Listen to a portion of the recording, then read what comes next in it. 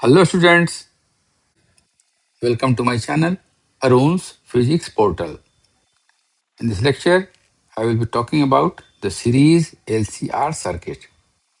This topic is meant for class 12 students of CBSE, ISC and different state boards. The topic covered here will also be found useful for different competitive exams like NEET and JEE Mains.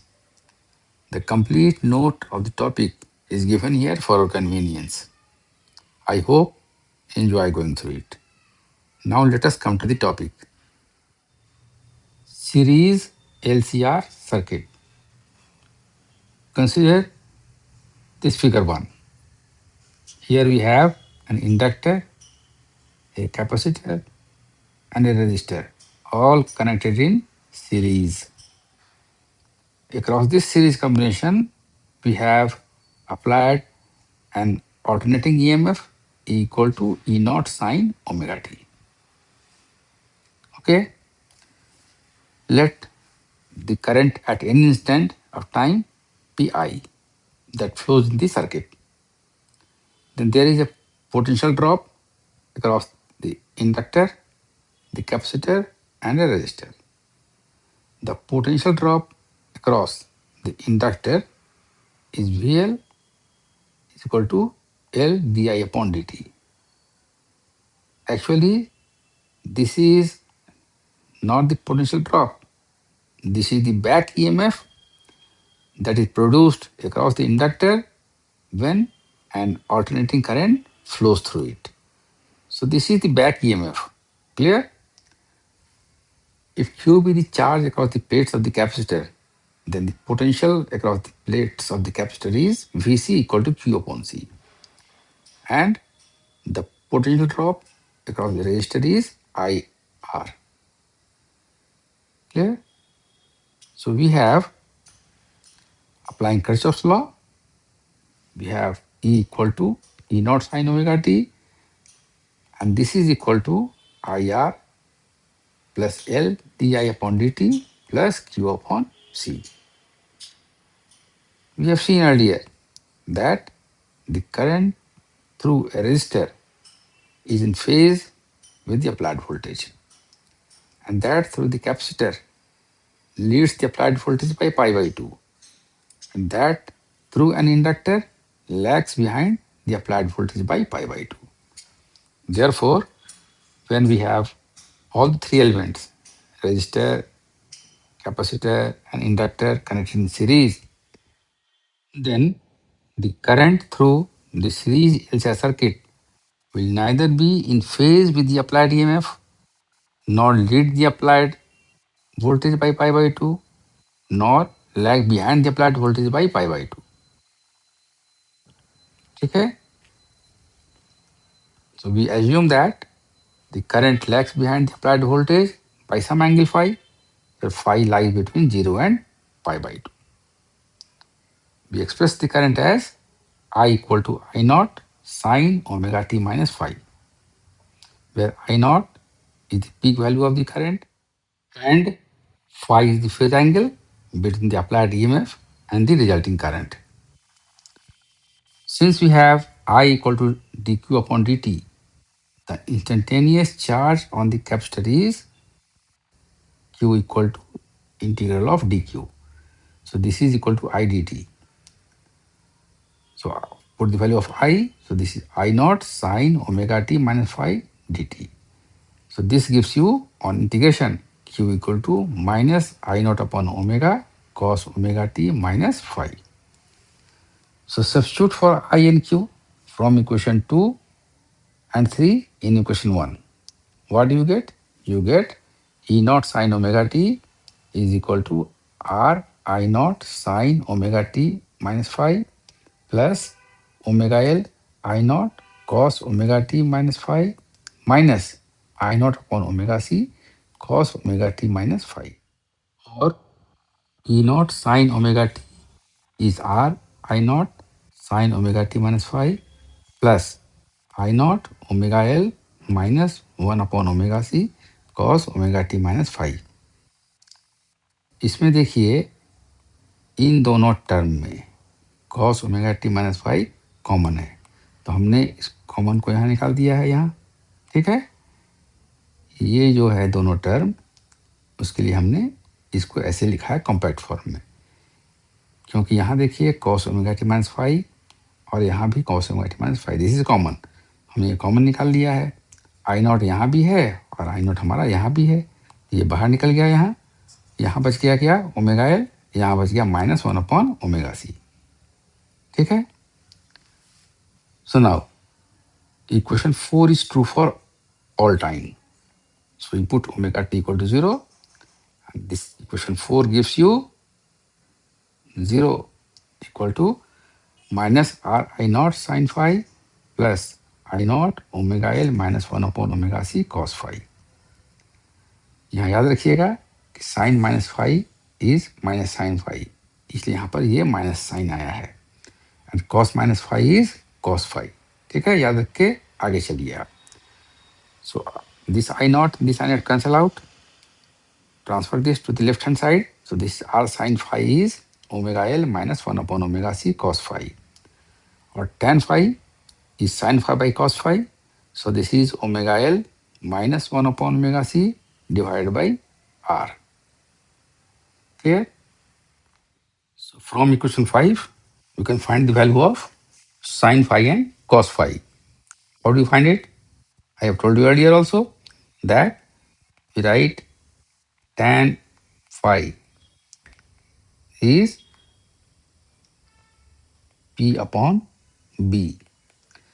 This is equal to omega L -1 upon omega c upon r.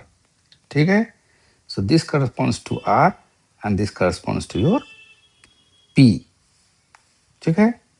b corresponds to r and p corresponds to omega L -1 upon omega c.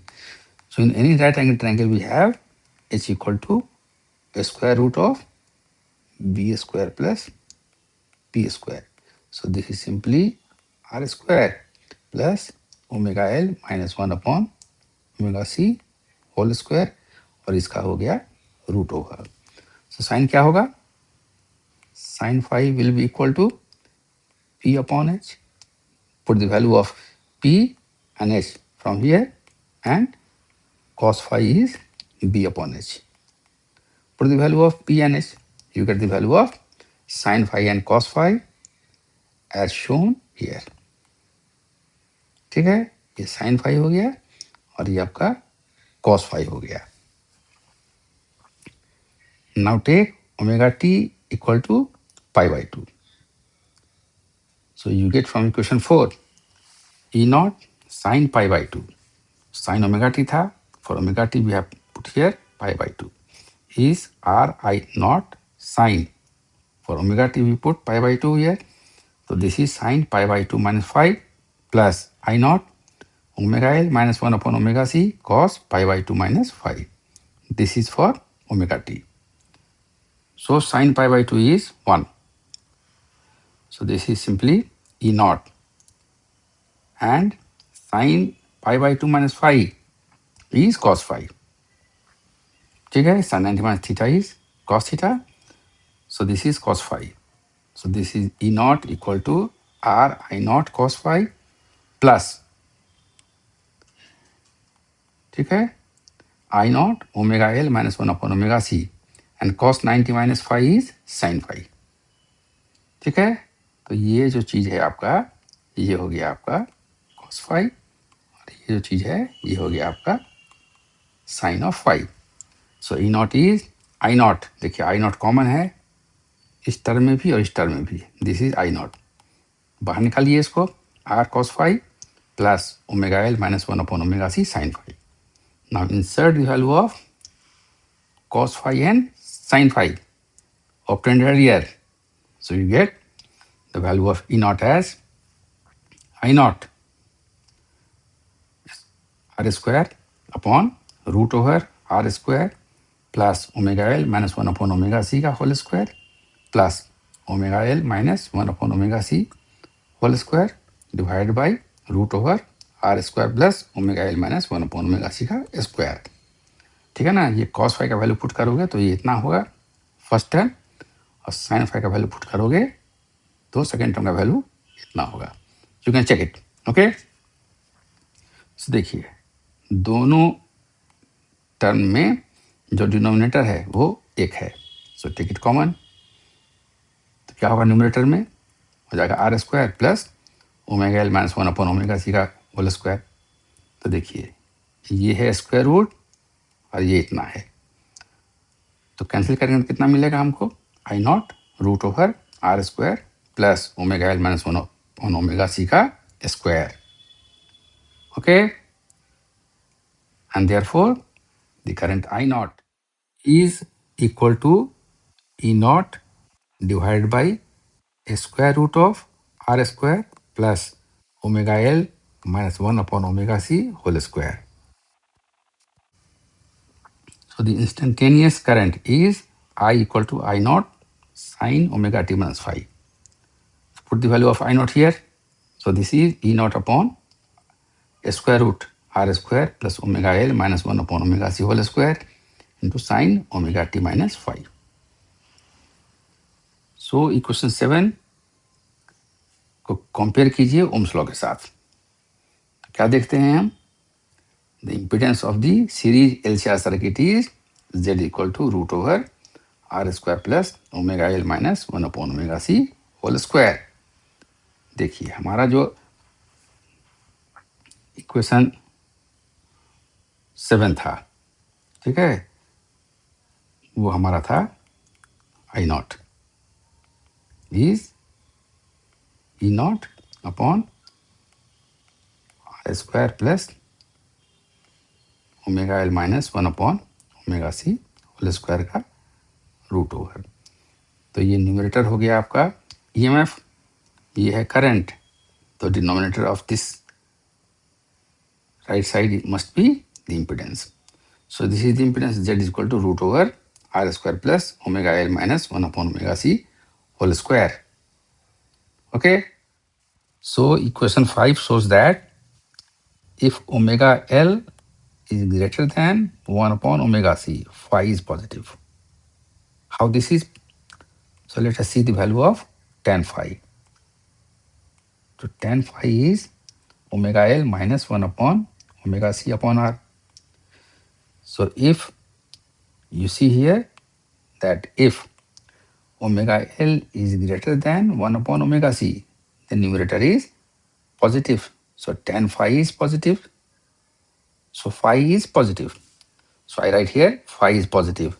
So that I equal to I naught sine omega t minus phi, and the current lags behind the applied voltage. क्योंकि हमारा applied EMF कितना है, वो हमारा है equal to E naught sine omega t. और current कितना आ रहा है, करंट आ रहा है I equal to I naught sine omega t minus five. So the current lags behind the applied EMF और अप्लाइड वोल्टेज, और the EMF is ahead of the current by phi. Okay. Second case, if omega L is less than 1 upon omega C, then phi is negative. See here, omega L is less than 1 upon omega C. So this numerator is negative now.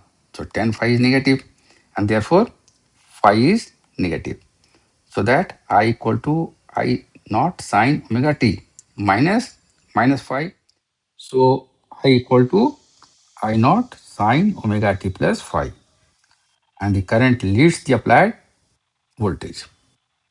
The third case is if omega L is equal to 1 upon omega c, then phi is 0 and the EMF and the current are in phase with each other. Clear? Now let us see the vector method. So referring to figure 1, we find that the maximum value of the applied EMF has to overcome first the potential drop I naught R across the resistor, which is in phase with the current. Second is the back EMF omega L I naught due to the inductor, which lags behind the current by pi by 2.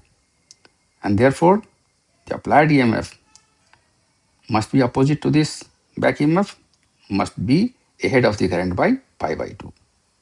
And third, the back EMF I naught by omega c due to the capacitor, which leads the current by pi by 2.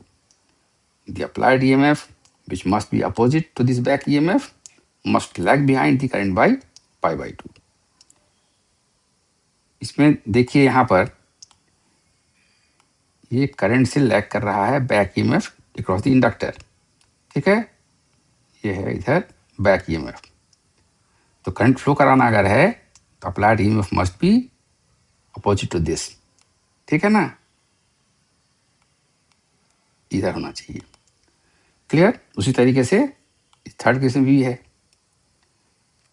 तो मान लीजिए तीनों component जो हैं applied maximum EMF E not के, उसको हम represent कर रहे हैं मैग्नीट्यूड और फेज में by O A, O B and O C respectively. यहाँ देखिए दिखा रहे हैं आपको हम, ठीक है ना। If the inductive reactance is greater, अगर ये इंडक्टिव रिएक्टेंस कैपेसिटेटिव रिएक्टेंस से बड़ा है तो O B will be greater than O C. Hence O B, देखो ये दोनों जो है अपोजिट हैं एक दूसरे के, ठीक है।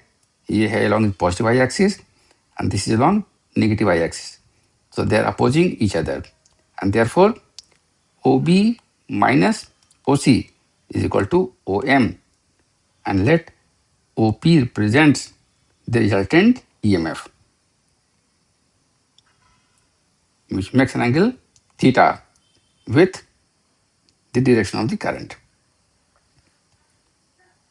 So OP square is OA square plus OB minus OC का whole square. This is OA square plus OM square. So OP is equal to root over OA square plus OM square, or E naught. The maximum value of applied EMF is equal to I naught root over R square plus omega L minus 1 upon omega C का whole square. Okay. Also we have tan phi is AP upon OA. So this is omega L minus 1 upon omega C divided by R. So this is XL. This is the impedance offered by the inductor minus XC. XC is the impedance offered by the capacitor upon R. Clear? We now come to the phenomena of electrical resonance in a series LCR circuit. So consider the figure 3 where we have an inductor, a capacitor and resistor all connected in series, across which we have an alternating EMF equal to E naught sine omega t. Okay. This source of EMF is such that its frequency can be varied over a wide range. ऐसे source को हम बोलते हैं electric oscillator. Clear? The resistance R of the circuit remains constant for all frequencies. लेकिन circuit में जो reactance है, reactance मतलब दो एलिमेंट हैं इंडक्टर और कैपेसिटर। इंडक्टर जो है उसका इम्पिडेंस फ्रीक्वेंसी के साथ बढ़ता है। We have XL is equal to omega L. As omega increases, XL increases, whereas reactance of the capacitor decreases with increasing frequency. जैसे फ्रीक्वेंसी बढ़ेगी 1 upon omega C का मान घटेगा, and therefore the effective reactance, that is X equal to XL minus XC, will change as the angular frequency of the oscillator is changed. For small values of omega, यदि omega का मान कम है तो XL is small, whereas XC is large, because here omega appears in the denominator. Okay. Whereas if the frequency is high, then XL will be much greater than XC, and the impedance of the circuit is mainly affected by the inductor. ठीक है। यदि frequency कम है तो XL का मान XC से बहुत कम है, इसे जो भी इफेक्ट होगा that will mainly due to the capacitor. जबकि फ्रीक्वेंसी ज़्यादा है तो एक्सएल का मान ज़्यादा है और एक्ससी का मान बहुत कम है। इस सर्किट का इम्पीडेंस जो होगा मेनली गवर्न होगा इंडक्टर के द्वारा। In both the cases the impedance Z of the circuit is very large and the peak value of current कितना होगा? Peak value of current, maximum value of EMF, that is E naught upon Z, this will be very small because Z is very large. The variation of XL, XC, Z and XL minus XC with angular frequency omega is shown in figure 4a. देखिए, on the x-axis we have taken the log of omega. On the y-axis we have value of R, X and Z. देखिए, तो frequency बढ़ने से x C क्या होगा? X C is 1 omega C. तो omega का बढ़ने से एक्स सी का मान कम होगा। तो देखिए यहाँ दिखा रहे हैं हम एक्स सी का मान घट रहा है फ्रीक्वेंसी बढ़ने से, ठीक है। जबकि एक्स एल कितना है हमारा? X L is omega L.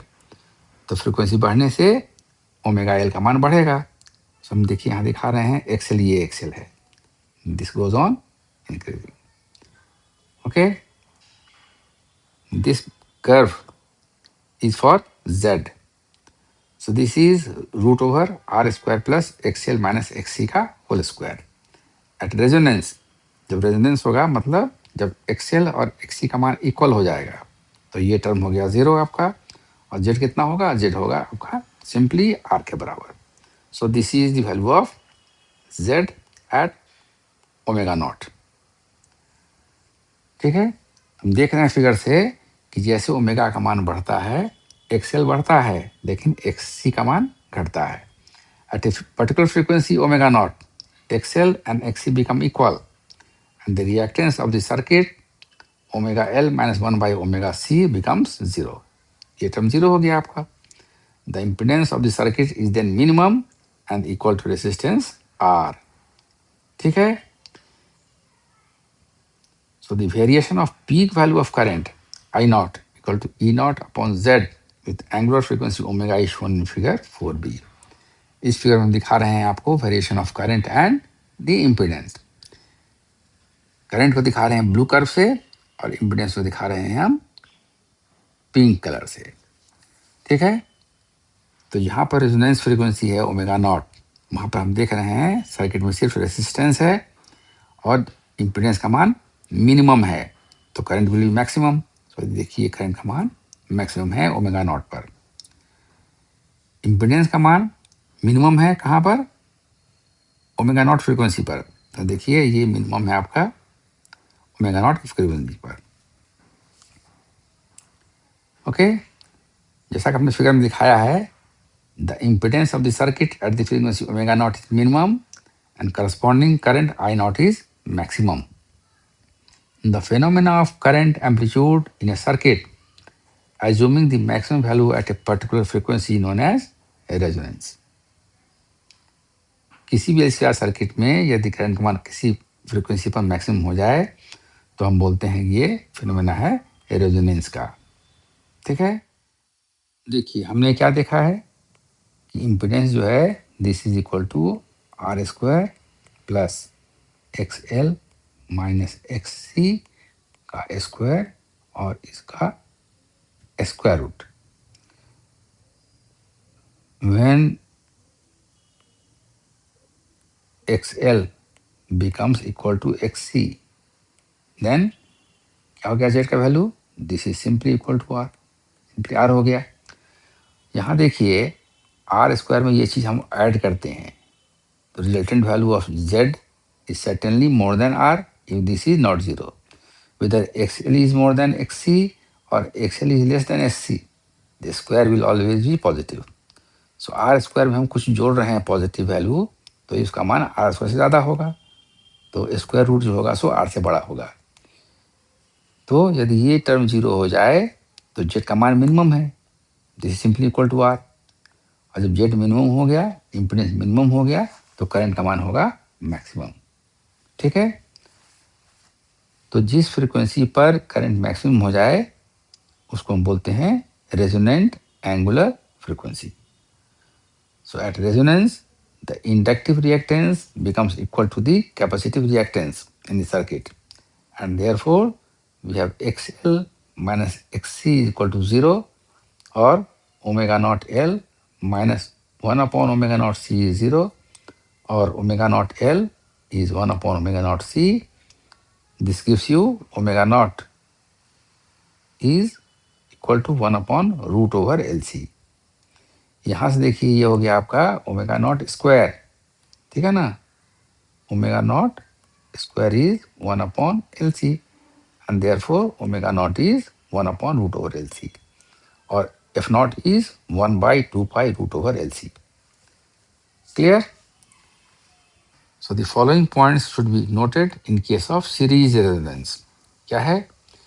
जब भी सीरीज रेजोनेंस होगा, देन द इंडक्टिव रिएक्टेंस, मतलब reactance of the inductor, is equal to the capacitive reactance, that means reactance of the capacitor. माने XL और XC का मान बराबर होगा at a particular frequency that is known as resonant frequency. दूसरा क्या है important point? The impedance of the circuit is minimum at resonance and is equal to the resistance in the circuit. क्योंकि XL और XC बराबर हो गए, तो XL minus XC हो गया 0, इसलिए रेजिस्टेंस कितना होगा सर्किट का? मिनिमम होगा. अब that will be equal to the resistance in the circuit. Third क्या है? The current in the circuit is maximum at resonance. चूंकि इम्पीडेंस मिनिमम है, इसलिए करंट का मान मैक्सिमम होगा. तो रेजोनेंस पर करंट का मान मैक्सिमम है and depends only on the resistance in the circuit. Figure 5 पे हम दिखा रहे हैं, यदि रेजिस्टेंस कम है, R1 और R2 दो वैल्यू के लिए हमने खींचा है ग्राफ, फ्रीक्वेंसी में और करंट में. तो यदि R1 का मान R2 से छोटा है तो रेजिस्टेंस कम होगा तो करंट का मान ज़्यादा होगा. हम यहाँ दिखा रहे हैं, देखिए ब्लू कर्व से दिखा रहे हैं करंट का मान ज़्यादा है. R2 का मान ज़्यादा है तो देखिए करंट का मान कम है. Okay, the fourth point is that for omega less than omega naught, यदि अप्लाइड फ्रीक्वेंसी का मान रेजोनेंट फ्रीक्वेंसी से कम है, then the current in the circuit leads the applied voltage by phi. As XL is much less than XC, so phi is negative, and this gives you I equal to I naught sine omega t plus phi. And for omega greater than omega naught, the current in the circuit lags behind the applied voltage by phi, as XL is greater than XC. However, at resonance, the current and the applied voltage are in phase with each other. ऐसा क्यों? क्योंकि circuit जो है, जो purely ohmic resistance carry करता है, उसमें कोई इंडक्टर नहीं है, कोई कैपेसिटर नहीं है, ऐसा ही वो सर्किट बिहेव करता है. ठीक है. And last point is the series LCR circuit is used in radio receivers to tune the circuit with the incoming signal frequency. ये 5 पॉइंट याद रखने की हैं सीरीज LCR सर्किट के बारे में. अब आइए हम एक एग्जांपल देखते हैं. A 100 volt AC source of frequency 500 Hz is connected to a series LCR circuit with L equal to 8.1 millihenry, C equal to 12.5 microfarad, and R equal to 10 ohm. Find the potential difference across the resistor. Register के cross में कितना potential difference होगा ये बताइए.